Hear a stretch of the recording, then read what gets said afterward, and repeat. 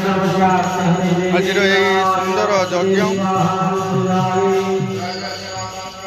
गो सेवा स्थान में भाई आमर गो सेवार अच्छा आज बालीमठ ठारे जो यज्ञर आयोजन कराई विषय जाना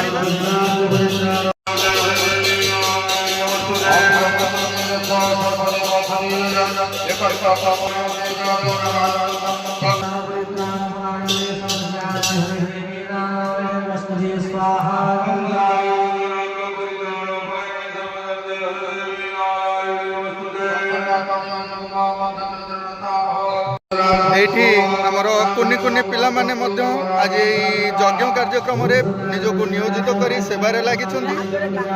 जलपान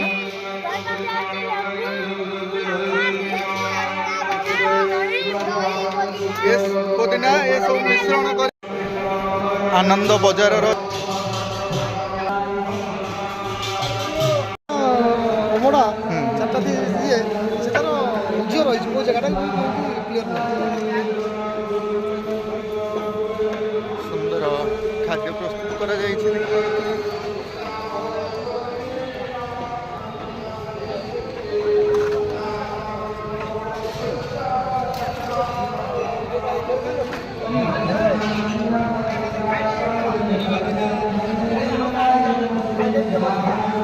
एठी बंधु माने सहयोग अच्छा समस्ते मिलमिशिकी आज यज्ञ कार्यक्रम आगु को नौकरी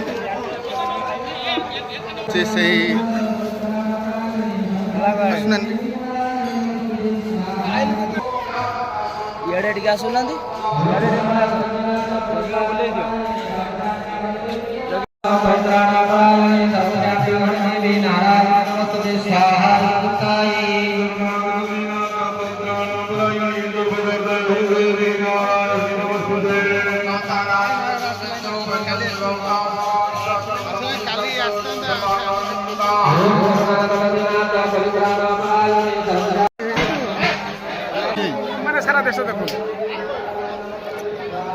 आनंद बजार श्रद्धालु माने सुंदर भाव ये भोजन कर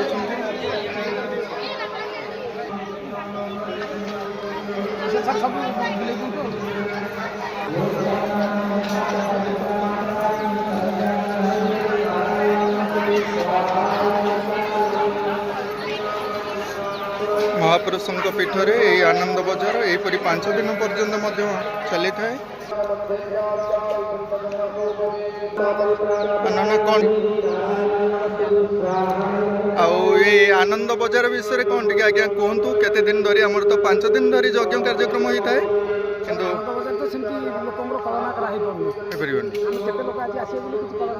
सेमती कलना ना किंतु अफुटा जो अच्छी आमर जिते आसिले भी से प्रसाद पाइक। अच्छा आउ कौन आज्ञा कहतु आनंद बजार विषय आम तो आसी गोटे भिडियो आप हाँ से विषय तो आम जानी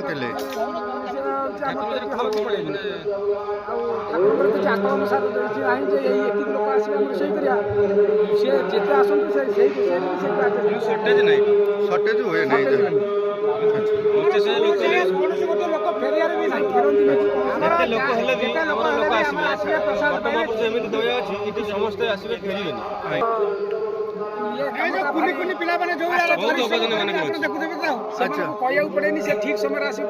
कहीं जलदान करुँच जिते मुझे देखिली से बहुत सुंदर भाव मणिरत्न खंडखचितं पात्रे भूतपायसं भक्षं पंचविधं पयोदभिजितं ब्रह्मा भवप्रसन्नं साकन्नमयूतं सुभाषितदलं कर्पूरखण्डोदलं शङ्करमयार्पितमिदं पूजाजुहार प्रभु सर ये ठाकुरଙ୍କର ବ୍ୟବସ୍ଥା ଭିତରେ आज्ञा केमती प्रसाद आज पाइला पर केमती लगुच आज्ञा धन्यवाद आज्ञा उद्योग भाव कथा है आज्ञा प्रसाद पाई सारे आउ कौन टे कहे बालीमठ विषय प्रभु विषय तो बहुत पुराना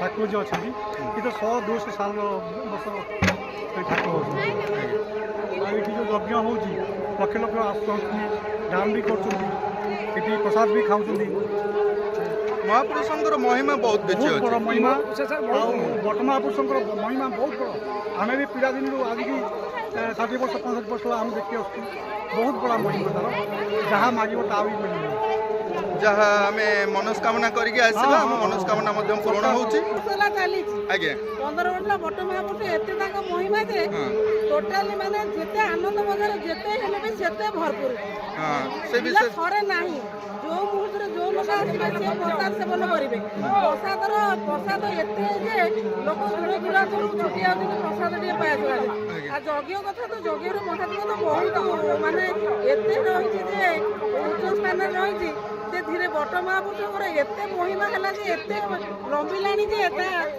माने विश्व शांति यज्ञ ये किंतु जगतसिंहपुर जिले में नंबर 1 रे रहिबो कहले बट महापुरुष जो कार्यक्रम चली पिलांगर अनुष्ठान एते सहयोग पिला अनुष्ठान एते पिला माने एकत्रित एक समस्त एक शांति शृंखला एते चलते हमर सुधा प्रशासनिक आवश्यकता नहीं पिला माने ताकर रूटीन वाइज काम करिक एते शृंखला भाव करछथि जे जहा फल कि जदि छोटा नेंगड़ा आइले भी ताको पई व्यवस्था है এটা পারম্পরিক ভাবে চালি আসছে আর আগুক চালিব বহুত জোরে চালিব হরিবর হুলহুলি দেই महापुरुष आम एक मानने मुझे छोट बड़ देखी आसी बट महापुरुषर महिमा बहुत बहुत जानी जाता पालित होती आम यज्ञ जो चली 14-15 वर्ष यह पारंपरिक यज्ञ आग को परिणत हम एठार श्रृंखला सहित कार्य चली प्रसाद सेवन आरंभ कर सांस्कृतिक कार्यक्रम आउ यज्ञ होम इत्यादि सब सुरखुरी चली ये आहरी आगे यहीपरि चलो आम विश्वास भगवान विश्वास भगवान लोक मैंने अटूट विश्वास महापुरुषों ये प्रति संक्रांति महापुरुषों अन्नप्रसाद लगी प्रतिदिन मैंने आसुँच महापुरुष सेवन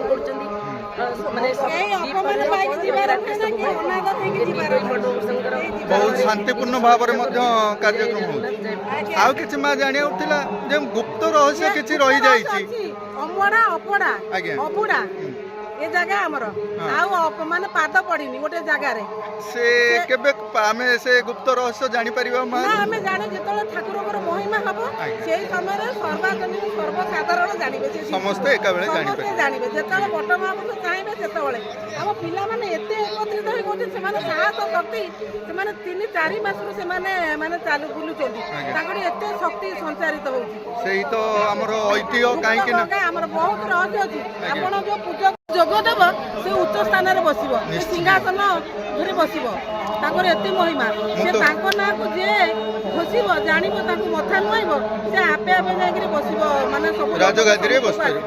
ଆଜ୍ଞା। ରାଜଗାଦିରେ ବସିବ।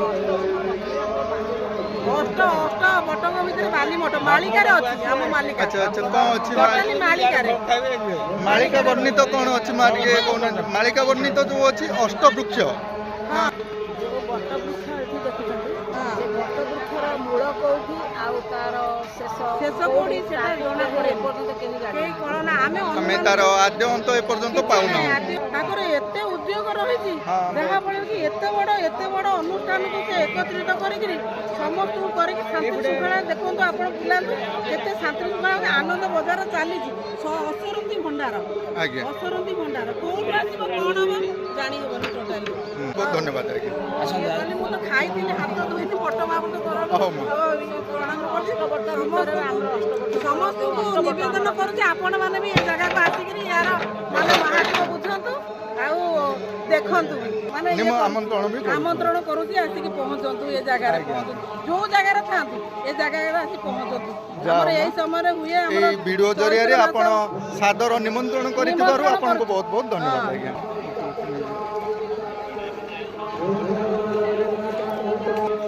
ଏଇଠି ଆମ ଧନୀ ଶ୍ରଦ୍ଧାଳୁ ବାବା ଆମର କାମରେ ଲାଗିଛନ୍ତି ଲୁଣ ମଧ୍ୟ ଦେଉଛନ୍ତି। ଆଜି ଆମର ଏଇ କୁନି କୁନି ପିଲାମାନେ ଯେଉଁ ସେବକ ନିଜକୁ ଆଜିର ଏଇ ଆନନ୍ଦ ବଜାରରେ ସକାଳୁ ଆସି ଏଇ ଯଜ୍ଞ ଶେଷ ପର୍ଯ୍ୟନ୍ତ ଏ ନିଜେ ଏଠାରେ ଭୋଜନ ପରସୁଥିବାର ଆମେ ଦୃଶ୍ୟ ଦେଖିବାକୁ ପାଇଥିଲୁ। ଆଜି এই ସମୟରେ ପିଲାମାନେ ଆମର ପ୍ରସାଦ ସେବନ କରୁଛନ୍ତି ନା କ'ଣ ପିଲେ ଖାଇସାରି ତାପରେ ମଧ୍ୟ ସେବାରେ ଲାଗିବ। ହଉ ବହୁତ ବହୁତ ଧନ୍ୟବାଦ ପିଲାମାନଙ୍କୁ। ପତ୍ର ଦେବା ସରିଗଲା ପୁଣି ଅପେକ୍ଷା କରିଛ ତମେ ପାଣି ମଧ୍ୟ ଦେଉଛ। ଦେଖୁଥିବେ ଏଇ କୁନି କୁନି ପିଲାମାନେ ଏଇ ମହାପୁରୁଷଙ୍କ ଆଶୀର୍ବାଦରେ ତାଙ୍କର ସେବାରେ ମଧ୍ୟ ଆସିଛନ୍ତି ଆଉ ଏଠି ବହୁତ ସୁନ୍ଦର ଭାବରେ এই କାର୍ଯ୍ୟକ୍ରମକୁ ତୁଲାଉଛନ୍ତି। ଧାଡ଼ି ବାନ୍ଧି ଶ୍ରଦ୍ଧାଳୁମାନେ ଆସି କେମିତି ଶାନ୍ତି ଶୃଙ୍ଖଳା ସହିତ ଭୋଜନ କରିବେ ବା ପ୍ରସାଦ ପାଇବେ ସେଥିପାଇଁ ବ୍ୟବସ୍ଥା ମଧ୍ୟ କରାଯାଇଛି। ରାତିରେ କ'ଣ ସବୁ କାର୍ଯ୍ୟକ୍ରମ ଆଜି ଭୋଜନ ହବ, ଭୋଜନ ସମାରୋହ କରାଯାଉଛି ଆଉ ବାଣ କମ୍ପିଟିସନ ହବ। ବାଣ କମ୍ପିଟିସନ ସେ କେଉଁ ଦିନ ହବ କାଲି ମାନେ ଶେଷ ଦିନ 27 ତାରିଖ ଦିନ ରାମଲୀଳା ଯାହା ହଉ ଏତେ ସବୁ ସୁନ୍ଦର କାର୍ଯ୍ୟକ୍ରମ ରହୁଛି। ଆଜି ଏଇ ବିଶ୍ୱଶାନ୍ତି ମହାଯଜ୍ଞ ଏଇ ବାଲିମଠ ଠାରେ এই ବିଶ୍ୱଶାନ୍ତି ମହାଯଜ୍ଞ ଆମର 7 ଦିନ ଧରିକି ଚାଲିଥାଏ। 5 ଦିନ ଧରିକି ଏ ବିଶ୍ୱଶାନ୍ତି ମହାଯଜ୍ଞ ବିଶ୍ୱ କଲ୍ୟାଣ ଉଦ୍ଦେଶ୍ୟରେ ଏ ଯଜ୍ଞଟି କରାଯାଉଛି। ଏଇ ଶ୍ରଦ୍ଧାଳୁ ଭକ୍ତମାନେ ସବୁ ଯୋଡ଼ି ହେଇକିରି ଅଞ୍ଚଳବାସୀମାନେ ୟାକୁ ସବୁ କରୁଛନ୍ତି କାହିଁକି ନା ବନ୍ଧୁମାନେ ସହୃଦୟ ବନ୍ଧୁ ଆଉ ଛୋଟ ଛୋଟ ପିଲାମାନେ ସମସ୍ତେ ମିଳିତ ଭାବରେ ଆଜିର ଏଇ ଯେଉଁ ମହାଯଜ୍ଞ ବିଶ୍ୱଶାନ୍ତି ମହାଯଜ୍ଞଟି କରାଯାଇଛି এই ବାଲିମଠଠାରେ ଏ ସର୍ବ ବିଶ୍ୱ କଲ୍ୟାଣ ଉଦ୍ଦେଶ୍ୟରେ ରଖାଯାଇଛି। ଏ ବାଲିମଠରେ ବିଗତ କାର୍ଯ୍ୟକ୍ରମ ଯଜ୍ଞ କରି ହେଇ ଆସୁଛି। ଆଜ୍ଞା 15 ବର୍ଷ ହେଇଗଲା। 15 ବର୍ଷ ଧରି ଏ ମହାଯଜ୍ଞ ହେଇ ଆସୁଛି। ହଉ ଆଜ୍ଞା ବହୁତ ବହୁତ ଧନ୍ୟବାଦ। ଆଚ୍ଛା ମା ଆମେ ଆଜି এই ବାଲିମଠ ଆସିଛେ এই ବାଲିମଠଠାରେ ଯେଉଁ ମହାଯଜ୍ଞ ହେଉଛି ଏ ମହାଯଜ୍ଞର ନାମ କ'ଣ ଆଉ କାହିଁକି ମହାଯଜ୍ଞ ମାନେ ସବୁ କରାଯିବା ଦରକାର ତା ବିଷୟରେ କିଛି କୁହନ୍ତୁ। ବଟ ମହାପୁରୁଷଙ୍କ ପାଦ ପଦ୍ମରେ ଭକ୍ତିପୂର୍ଣ୍ଣ ପ୍ରଣାମ ଜଣାଇ ମୁଁ କହୁଛି ମୋ ଆଖିରୁ ମଧ୍ୟ ଲୁହ ଝରି ଯାଉଛି। ଏଇ ବଟ ମହାପୁରୁଷଙ୍କର ଏ ବିଶ୍ୱଶାନ୍ତି ମହାଯଜ୍ଞ ହେଉଛି ଇଏ ମହାଯଜ୍ଞ ଯେଉଁ ଆରମ୍ଭ କରାଯାଇଛି ଆମର ଅଙ୍କୁରୋପଣ ହେଲା ପ୍ରଥମ ଦିନ, ତା ପରଦିନ ଯେଉଁ କଳସ ଯାତ୍ରା କରାଗଲା ଏଇ କେଣ୍ଟେଇ କୁଦରୁ ଆରମ୍ଭ କରି ଆମର ମଲ୍ଲାସାହି ବା ତାଳଦଣ୍ଡା ନିକଟସ୍ଥ ମହାନଦୀ କୂଳକୁ ଯାହାଠାରୁ ଭାଗ୍ୟବାନ ଆଉ କିଛି ନାହିଁ ଆଜ୍ଞା। ସବୁ ସେଇ ମହାପୁରୁଷର ଆଶୀର୍ବାଦ ତାରି ଚରଣ କମଳରେ କୋଟି କୋଟି ପ୍ରଣାମ ଜଣାଉଛି। ହଉ ମା ବହୁତ ବହୁତ ଧନ୍ୟବାଦ।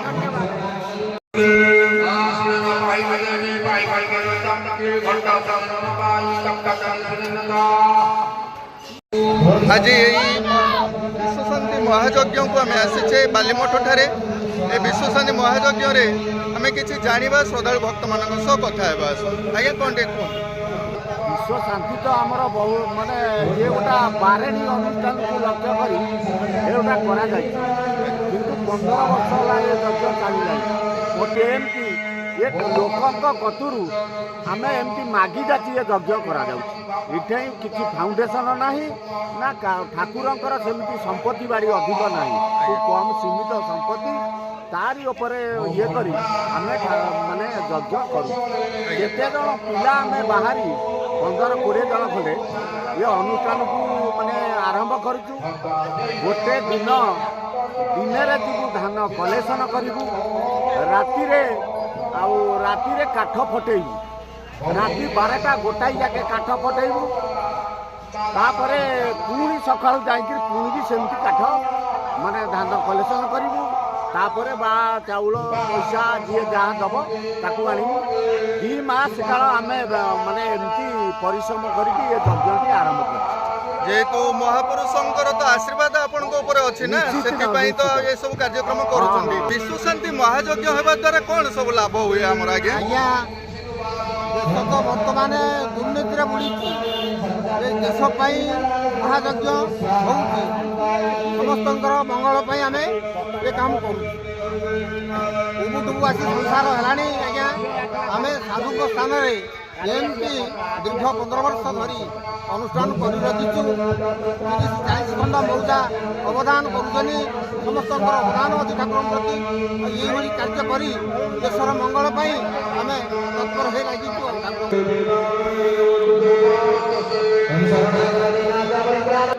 ଆଜି ଏଇ ବିଶ୍ୱ ଶାନ୍ତି ମହାଯଜ୍ଞ କରାଯାଉଛି ବିଶ୍ୱ କଲ୍ୟାଣ ଉଦ୍ଦେଶ୍ୟରେ। ଏହି ଜାଗାରେ କାହିଁକି କରାଯାଉଛି ଏ ବିଷୟରେ ମଧ୍ୟ ଆମେ ଜାଣିଛେ।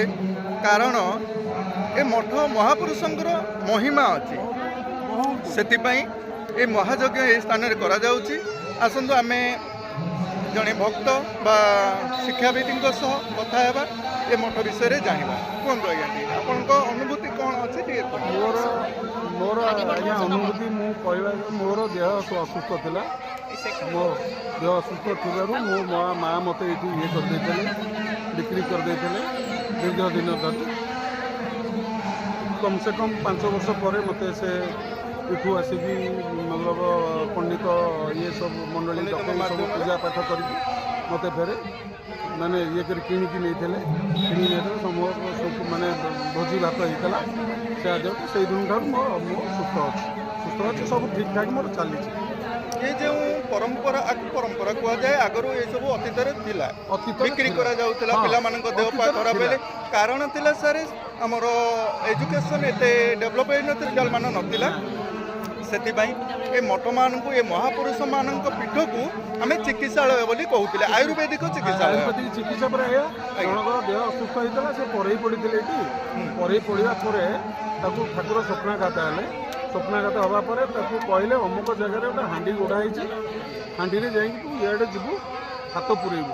ହାତ ପୁରେଇଲା ପରେ ଦେଖିଲା ବେଳକୁ ଗୋଟେ ସାପ ଦେଖିଲା, ସେ ଆଣିଲା ବେଳକୁ ହେଇଗଲା କଦଳୀ ହେଲା ପରେ ସେ ଖାଇଲା ପରେ ସେ ତାର ସେଠି ସୁସ୍ଥ ହେଇଗଲା।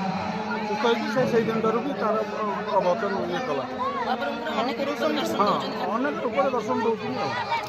ମହାପୁରୁଷଙ୍କର ଏବେ ବି ସେଇ ମହିମା ଅଛି। ସେଥିପାଇଁ ଯେମିତି ଡାକି ପାରିଲା, ସେ ବିଶ୍ୱାସର ସହିତ ଯିଏ ଯେଉଁ ଶ୍ରଦ୍ଧା ବିଶ୍ୱାସ ସହିତ ମହାପୁରୁଷଙ୍କୁ ଡାକିବ ସେ ସେହିପରି ପାଇବେ। ଏହା ମଧ୍ୟ ପୀଠର ମହିମା। ବହୁତ ବହୁତ ଧନ୍ୟବାଦ। ଆମ ବଟ ମହାପୁରୁଷଙ୍କର ଏତେ ଆଧ୍ୟାତ୍ମିକ ଅଛି, ମହିମା ଅଛି। ଆମର ପିଲାମାନେ, ଯେଉଁ ପିଲାମାନେ ଆସୁଛନ୍ତି, ସେମାନେ ନା ମଦ ବନ୍ଦୀ ଅଛି, ନା ତାଙ୍କର ନିଶା ଦ୍ରବ୍ୟ ପ୍ରତି ତାଙ୍କର କିଛି ଆବଶ୍ୟକ ନାହିଁ।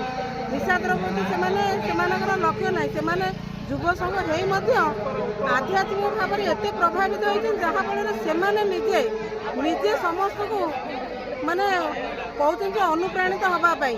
ନିଜେ ଅନୁପ୍ରାଣିତ କହୁଛନ୍ତି ଯେ ତମେ ଆମରି ବାଗିଆ ହେଇକିରି ଏ ସଂସ୍ଥାକୁ, ଏ ଅନୁଷ୍ଠାନକୁ ତୁମେ ବଞ୍ଚେଇ ରଖିବ, ଅନୁଷ୍ଠାନକୁ ଆହୁରି ଅଧିକା ବଢ଼େଇବା, ଅନୁଷ୍ଠାନର ଏକତା ରଖିବା। ସେମାନଙ୍କ ଭିତରେ ଏତେ ବିଶ୍ୱାସ ଏକଜୁଟ ହୋଇ ରହିଛି ଯେ ପିଲାଙ୍କ ମଧ୍ୟରେ ଯେଉଁ ସଦସ୍ୟମାନେ ଅଛନ୍ତି, ଅନୁଷ୍ଠାନର ପିଲାମାନେ ଅଛନ୍ତି, ଯେଉଁ ଆମର ଯେଉଁ ଯୁବପିଢ଼ିମାନେ ଅଛନ୍ତି, ସେମାନଙ୍କ ଭିତରେ ଏତେ ରହିଛି ଯେ ମାନେ ବିଶ୍ୱାସ ରହିଛି, ସେମାନେ ଟୋଟାଲି ତାଙ୍କର ବିଶ୍ୱାସରେ ସେ ଏ ଜିନିଷକୁ ଆଗେଇକି ନେଇକି ଯାଉଛନ୍ତି। କିଛି ସମୟ ହେଲା ମା ଚାହୁଁଥିଲେ କିଛି କହିବା ପାଇଁ, କୁହନ୍ତୁ ଆଜ୍ଞା କିଛି ବଟ ମହାପୁରୁଷଙ୍କ ବିଷୟରେ। ଆଜ୍ଞା, ବଟ ମହାପୁରୁଷଙ୍କ କୃପାରୁ ଆମେମାନେ ଗ୍ରାମବାସୀ ବହୁତ ଖୁସି ବାସରେ ରହିଛନ୍ତି।